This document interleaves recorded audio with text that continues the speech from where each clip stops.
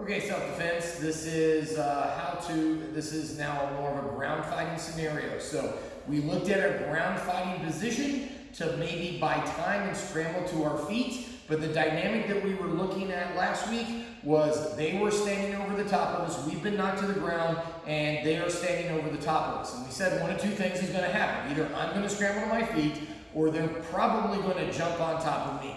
Okay? And we said that's a very big difference in outcome. We would really like to get back to our feet and be able to fight from our feet and run.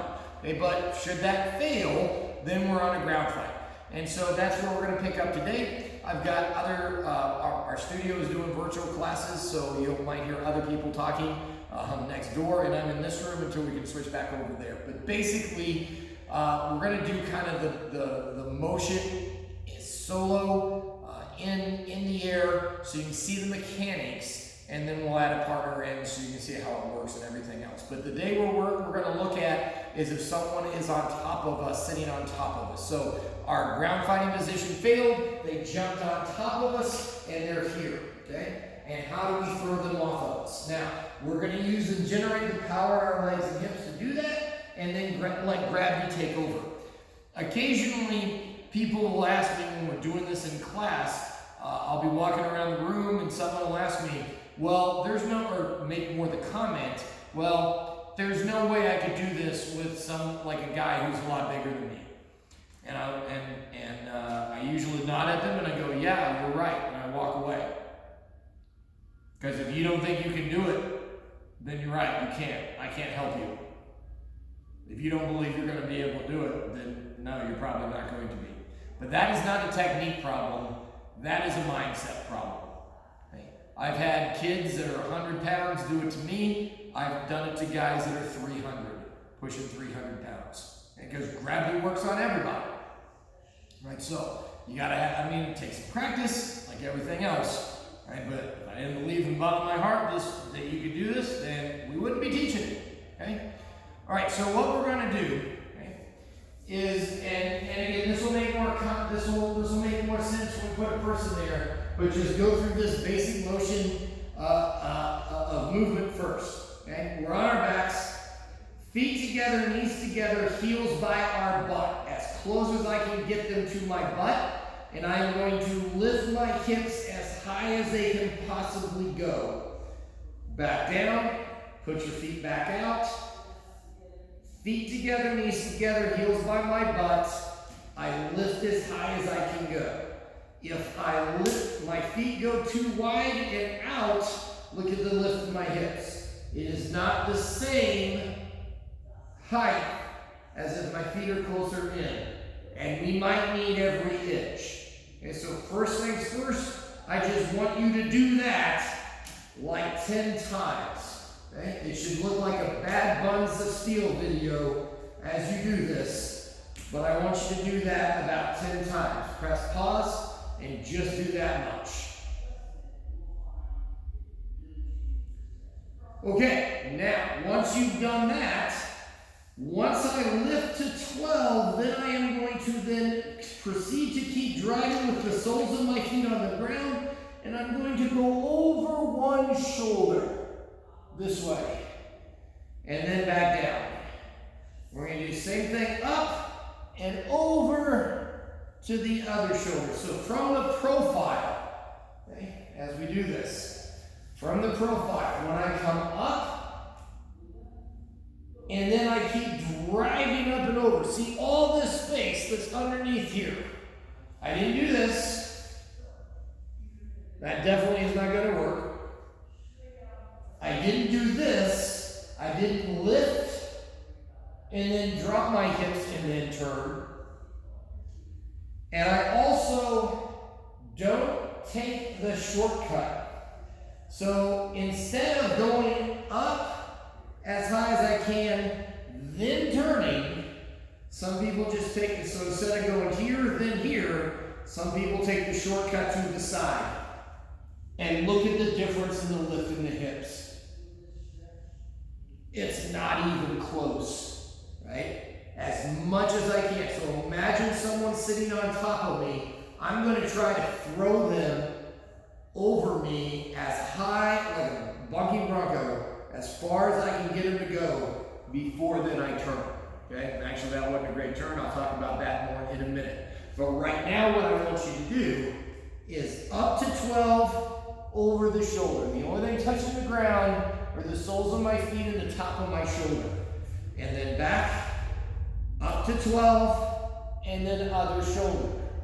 Okay? And again, only thing is like the top of my shoulder. The more you do it, the better lift you'll get, the better quality movement you'll get. Do that for like 5 more times to each side. Press pause, do that now.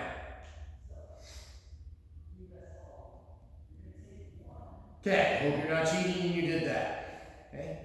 Now, you're going to do the exact same thing, but you're going to come up and all the way over. So first to 12, and then you're going to roll, drive, and you're going to keep coming up and over. So if I do this correctly, if you can see the slats of wood on the floor, I am at a 45-degree angle. I was parallel with the floor. I am now at a 45-degree angle. If you are hitting that mark in air, you are on your way. That's a good check to tell you that you have decent hip into the motion. Okay? If I just try to roll or barrel roll them off of me, that's not going to work and I'm in line. And obviously there's a continuum there, right, of how much angle you get into the motion. Okay? But as I said, if I can get to that 45-degree angle, I'm on my way to having good technique as I do it. Okay? Some of you, instead of driving, you're going to cheat and you're going to try and kick yourself over. So I lift up and then you use this leg and and use momentum to kick yourself over. Okay? But imagine there is someone sitting on top of me. Right? So the minute that leg kick hits their weight, I'm going to stall out. Right? Rather, if I'm doing this correctly, I drive, I keep driving, I keep pushing off the floor. This leg is not the thing that leads me over. This leg is the last thing that comes over as you drive and keep falling over from there. Okay? That was a little dramatic, right? And on all this, right, you're not going to, right, and with my partner, I will do the same thing in a minute. I will show you how to, like, I'll show you the vectors, if you will, but you're not going to add that dramatic pause into it. It's going to be one big, boom, explosive movement over. Okay? But, careful of your airspace.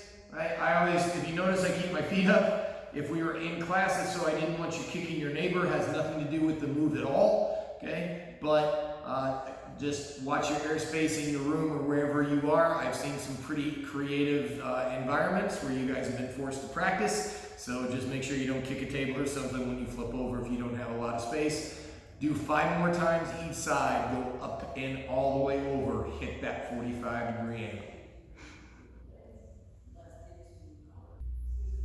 Okay, so as I said, we're going to, if you have a partner to work with, we're going to add a partner to this exercise and go over the variations of it in just a minute. Okay, but before we do that, I'm going to have you do one more solo exercise, and your homework is to practice this week, because what we do next week is going to need this kind of solo skill in that, and then we'll walk through the other stuff.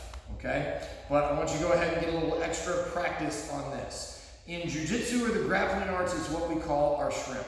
And it basically is the fundamental way that we create extra space on the ground if they're too close and we need to create a little more space to use our legs and feet or do things like that. So what I mean is, so it looks a little silly when you do it by yourself, but again, this will be very, very handy when we get to the sequence of moves that we're going to do next week. Okay? In essence, what it is it's standing up in base where I have my opposite hand and opposite foot, and I swiveled this hip through, except for I don't have my arm. I'm just on my side, I'm on my shoulder. I'm still going to lift my hips up, and I'm going to swivel this leg through. I'm going to push with this foot like before, but because I don't have a hand, I'm not going to actually stand up. right? But I still swivel this hip underneath that, okay? And then I do the same thing to the other side. So I'm going to put my right foot on the ground. I'm going to get on my left side. I'm going to lift my hips up off the ground, and I'm going to swivel or shoot my hips underneath my base leg. So I am moving the camera as I come out this way.